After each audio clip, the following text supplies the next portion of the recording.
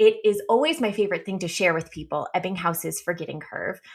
This is a German psychologist that really wanted to dig into, like, why do we forget? And the biggest thing is that it is completely normal for us to forget. So when you have students that are like, oh, I don't quite remember what we did yesterday or exactly what we did yesterday, we can kind of give them a breath of relief and say, you know what, it's totally normal. And we're going to go back and we're going to retrieve it. So hopefully it will then continue to stick in your long-term memory. So with Ebbinghaus's forgetting curve, there are 5 main principles of the forgetting curve.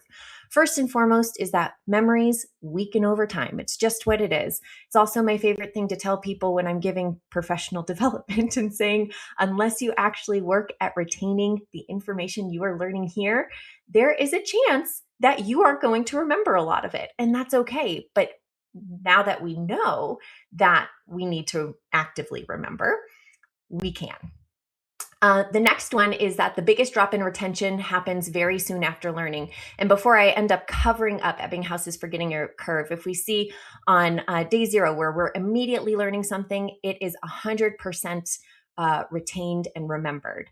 However, if we don't do any sort of retrieval practice or engagement strategies, one day later, if we look at this graph, only 60% of that content is going to be remembered, which is really interesting. However, again, we can fight against forgetting by engaging in retrieval practice. So these blue lines showcase all the times that you actively recall or remember that learned information. So if we actively recall the information after the day 1, after we first learn it, day 1 after learning it, look, that's still at 100%.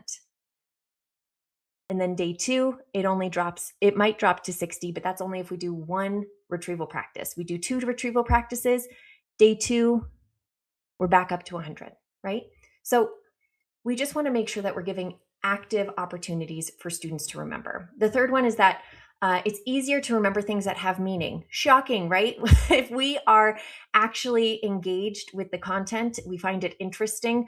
That's why, right, we ask that teachers figure out, like, how does this match into students' maybe lives, their lived experiences. We want to give it meaning so that they have a better way to remember it. Another way is that the way that information is presented affects learning. So this can be twofold. First and foremost, we want to make sure that what we're teaching is sequential and it makes sense. We're not going to teach something steps to an algorithm out of order, because that would be very confusing. We should definitely teach it sequentially in order. Or if we are presenting information, if it's possible to also present visual information. So we have a dual pathway for memory. So you have verbal, I'm going to talk about it, we're going to read about it, and we have visual, we're going to look at a visual picture of it. We have 2 capacities for memory, which is pretty cool. And then finally, how you feel affects the way you remember. So if you are tired, if you are stressed, if you are worried about something and you're in class, you probably aren't going to be remembering a whole lot. And we'll talk about that when we get into working memory here in just a moment. But the forgetting curve is completely normal, but when we know about it, we can actively provide opportunities for our students so that they don't forget as often.